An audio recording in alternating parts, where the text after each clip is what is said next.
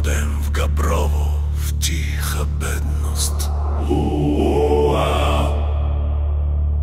Но в очите му искра за вечност. С ръце и ум си изкова съдбата. Без страх, чест, той вървеше в мрака. Баща ми камък и светлина, светил пътя ни през тъмнина. Доктор на знанието, сърце на дар за народа, вечен жар.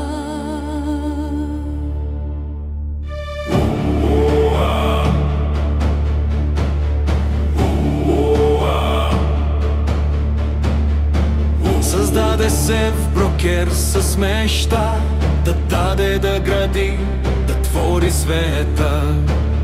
4 сина, кръв и дъх, Алекс, Цвятко, Владо и Евелин, нашият връх. Сестра му Царинка, спомен свещен, семейство гордо в буря и ден.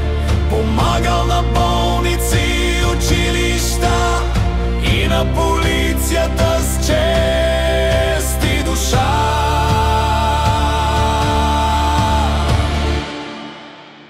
Баща ми камък и светлина, светил пътя ни през тъмнина. От бедността до върха на науката, достоен в живота, жив в паметта.